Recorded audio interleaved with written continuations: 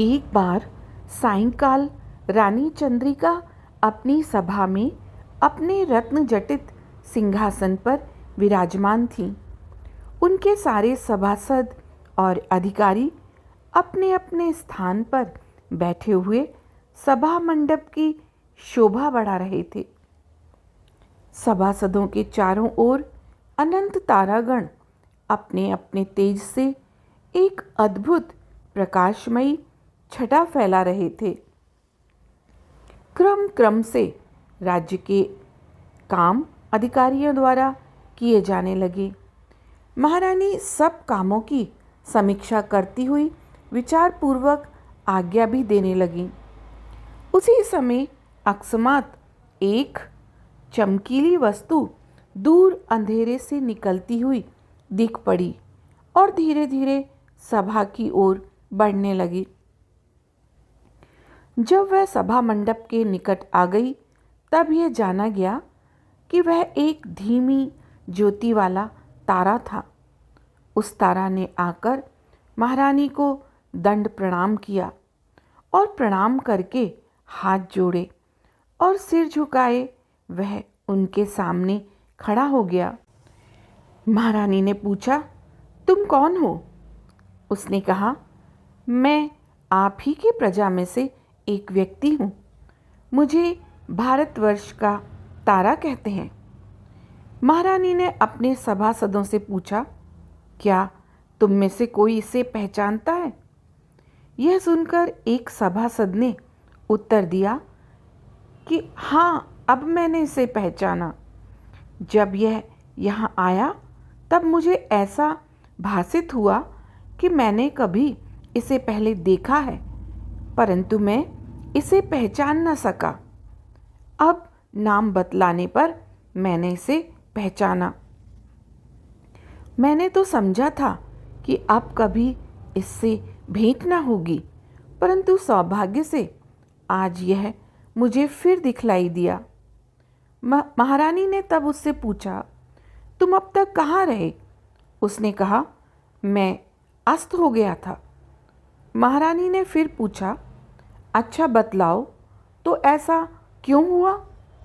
यह सुनकर उस तारा ने कहा, आप इस बात को अवश्य जानती होंगी कि अब भारतवर्ष में युधिष्ठिर, विक्रम और भोज के समान राजा, शंकर, जैमिनी और भास्कर के समान विद्वान और कालिदास, भवभूति और श्रीहर्ष के समान कवि नहीं उत्पन्न होते।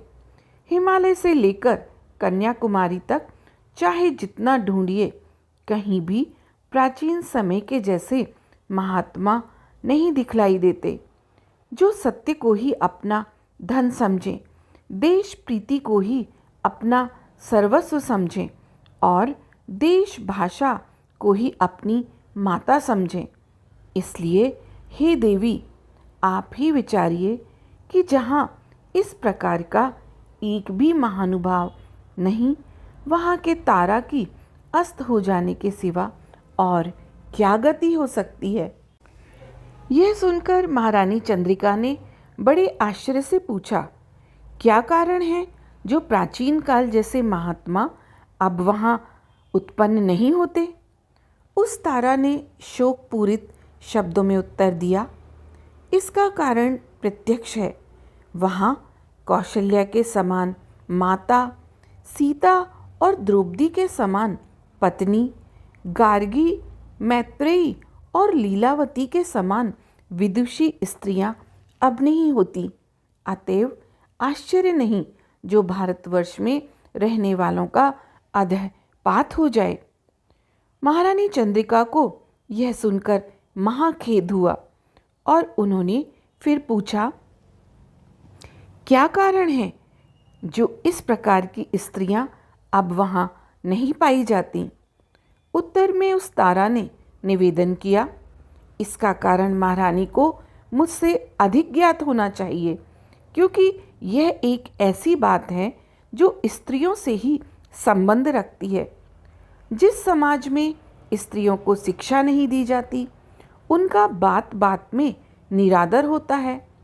उनकी अभिलाषाओं को पूर्ण करने की ओर प्राय कोई ध्यान नहीं देता। यहाँ तक कि उन्हें अकारण ताड़ना तक दी जाती है। उस समाज में सीता अथवा द्रौपदी के समान स्त्रियों के उत्पन्न होने की कोई कैसे आशा कर सकता है? इस प्रकार की सामाजिक दुर्दशा भारतवर्ष में बढ़ती ही गई और मेरा तेज धीरे धीरे कम होता गया। अंत में एक दिन ऐसा आया कि मुझे अस्त हो जाना पड़ा।